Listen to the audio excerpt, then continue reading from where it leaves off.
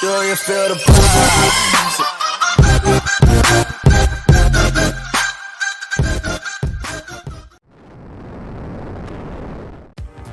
What's going on, guys, and welcome back to the channel. So this is going to be my part 2 to my tragedy video.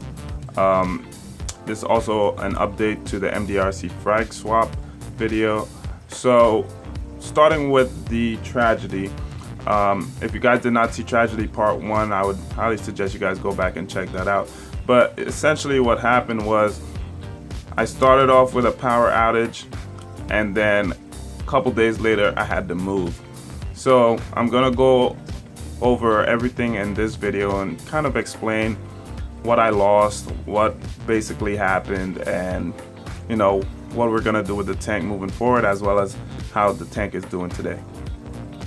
So while I was at work a couple weeks ago, we experienced a power outage, and the power was out for about a day and a half, 2 days. Luckily I had a generator which was able to power my aquarium.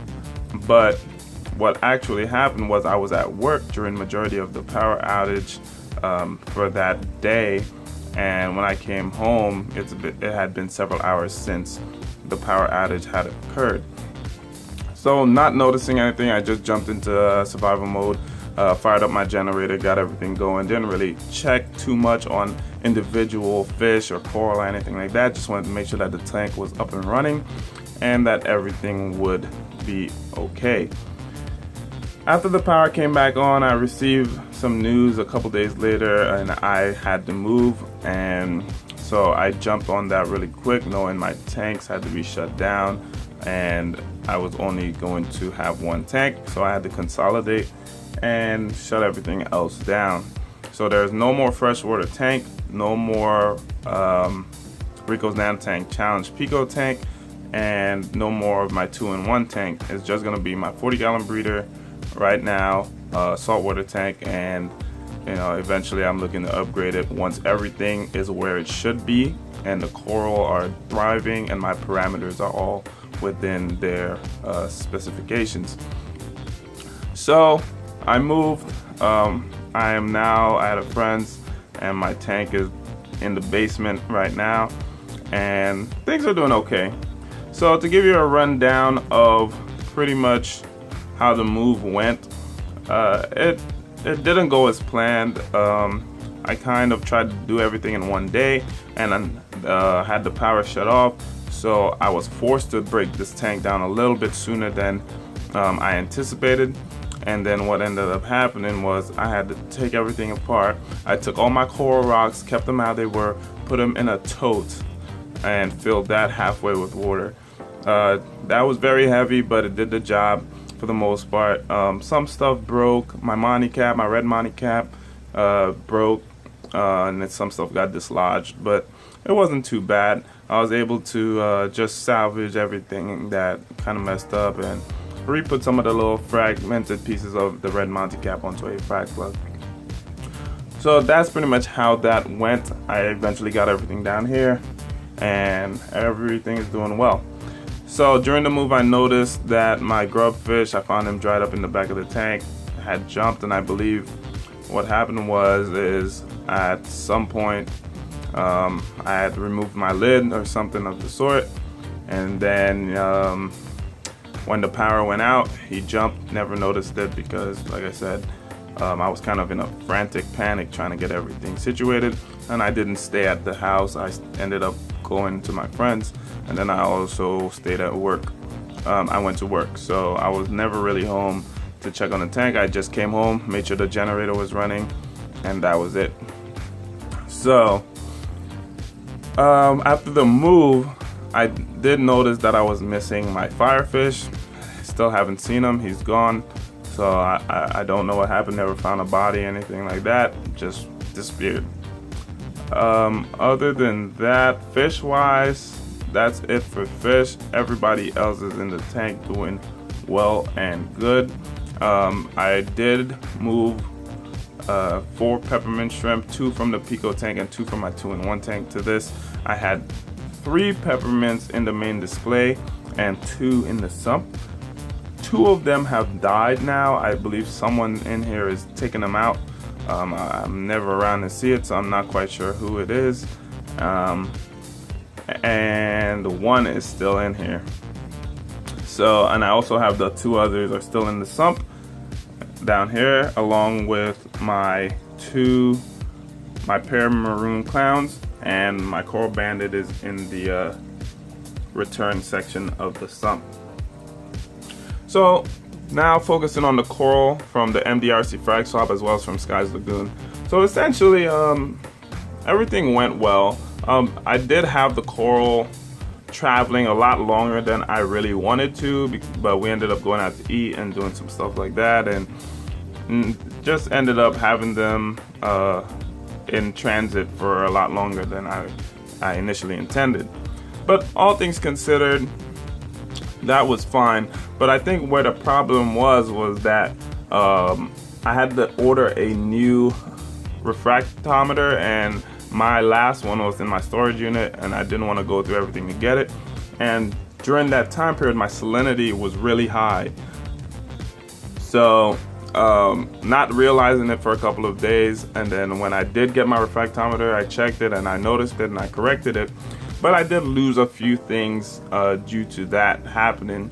So what was lost, a couple of my Monty caps, you can see right there, at least 3 of them are gone. I'm not really sure which 3. I know one of them is the Idaho grape, and that's gone.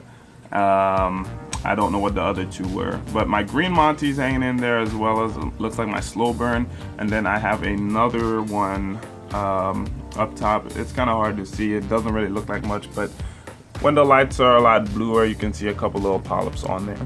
So that's it for Monty caps. That's where I lost majority of my coral, was in my Monty Pore caps, and that was it. Moving over, that blue Goniopora with the green tips. Beautiful coral. Doesn't look as blue on camera, but it is. The center of the polyps are really blue, and then the outside petally tips are green. Duncan is doing very well, and my clove polyps are doing great. Moving over to the Zoa rock. The Zoas are doing great. My Frozen Armageddon, probably one of my favorites. I have an Utter Chaos back there, as well as a Pandora, and a couple other little things that I'm not 100% sure of the names. I have one frag, however, that just refuses to open. I don't know why, but it just won't open. I might move it to the rack and see if that makes a difference, but I won't do that until probably tomorrow. Moving to the back, all of my bird's nest are in stylos are fine.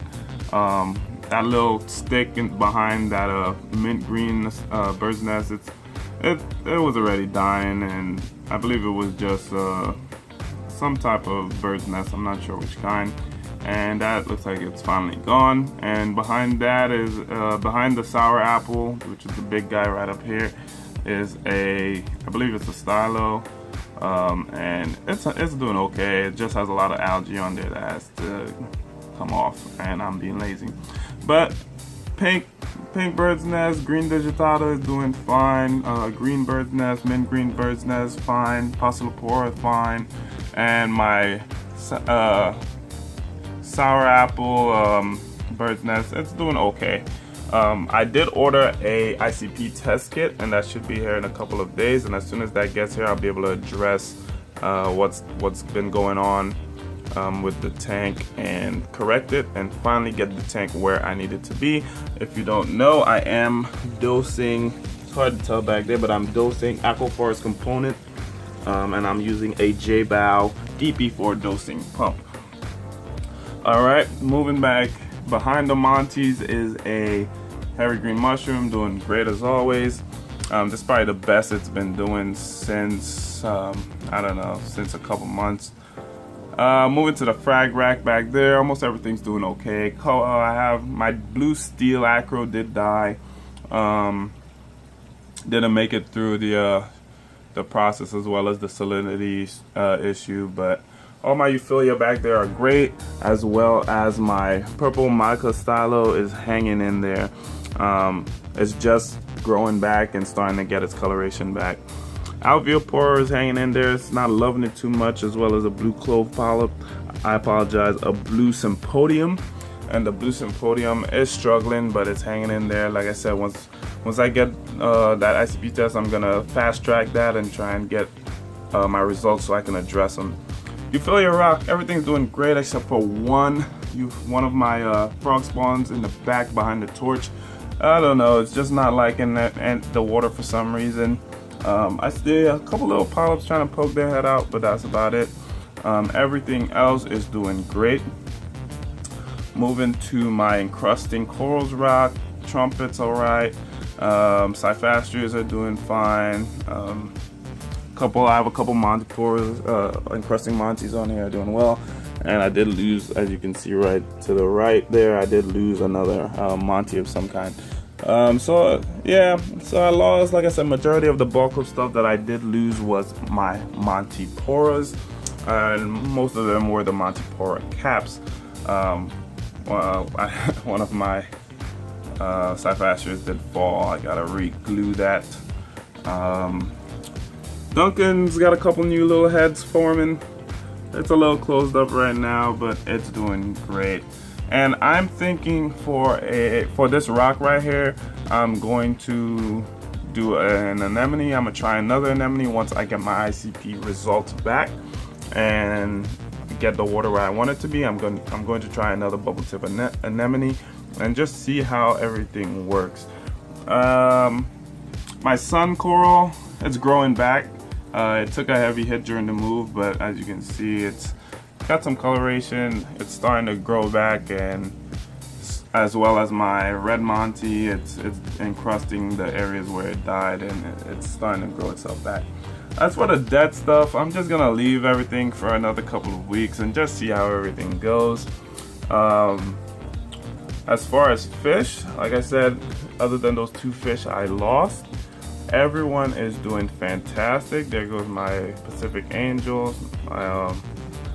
I did re-add my Misbar Clown to the tank, and he's getting picked on a little bit. He was doing fine for a while because everything was kind of out of whack, but now he's a little, getting a little beat up. But he's doing all right. He's eating, he's getting stronger every day. My mushrooms are actually doing well now. I'm surprised. I just moved it to the bottom of the tank. I got some polyp extensions, and everything seems to be doing okay there. I can't complain. So the tank is doing okay. Like I said, not doing great, but I will find out my issues and my deficiencies, and I will address those as soon as possible. Now, new fish additions. I am planning on getting some new fish. I'm not sure what yet, but let's see if you can see this guy. I did end up getting up there. He just swam back, went under his rock. But I picked up a diamond goby yesterday, and he's gonna fit in just right in this tank. He's beautiful, beautiful goby, and I'm glad I picked him up. Let me know what else you think I should get. I'm not quite sure. 6-line Ras does have pop eye on his right eye. I don't really know how that happened or happens in general, but he does have pop eye. But he's feeding, he's swimming fine. I can't really see how it affected him too much at the moment, so just gonna let it go, and hopefully it self-heals, and we'll see how everything goes. Moving to the sump, a lot of my macroalgae did die. I do still have some of my caulerpa. A lot of microalgae has been forming on the top, and that's fine. I'm not removing any of that yet because I'm using it for nutrient export. So we're gonna let that do its thing and grow out a lot more. I also did add some dragon's breath macro in here, so I'm trying to, just maneuver the hair algae in a way that it's not blocking out majority of the light for the refugium. Still running my JBow DCT8, sorry, my JBow DCT8, and working like a charm, no issues, can't complain. Skimmer's doing great. Everything is working just fine. I'm using a one of the J-Pow gyre style pumps. It's the CP25, and it's actually way too powerful for this tank. I wouldn't say way too powerful. On its lowest setting in the right wave, setting, it does just fine. I just have it pointed more to the surface, and just focus more on the surface agitation.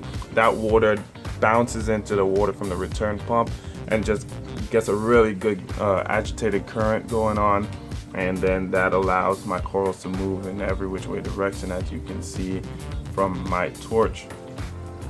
So plans for the tank: I plan on replacing these Montipora caps that did die, or well, some of them are Montipora caps, some of them aren't, but they end up they're shelving Monties nonetheless. So I plan on replacing those. Definitely got to get another Idaho grape, and just gonna let everything grow out. That's the plan for this tank. Just start to focus more on parameters and water chemistry and stuff like that, and just try to ensure that I become a better, more advanced, more knowledgeable reefer. And I'm gonna take you guys along that journey and show you guys the evolution from day one setting up a reef tank, and just letting you guys know, like, what went into it, how easy or hard was it, and just overall how everything played out.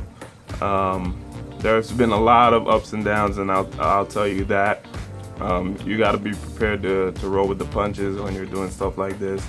But I'm in a more stable situation now. My tank's in a more stable situation now. And I'm planning on getting some more lights. Probably just gonna do 2 XR15s or 2 AIs or something like that, and try and get a nicer, more even spread out of my lighting. But that's it as far as equipment. Maybe get just a higher wattage grow light and just run one. I don't know what else. Everything is doing great. I do have to set up my reef link and my internet connection for my Apex Junior, so that I can get some live data back from this tank. As of right now, I can't see anything because it's not connected to this internet. So, but that's all I got for you guys. So this is, like I said, this is my second part to my tragedy video, as well as a tank update, letting you guys know how everything is doing.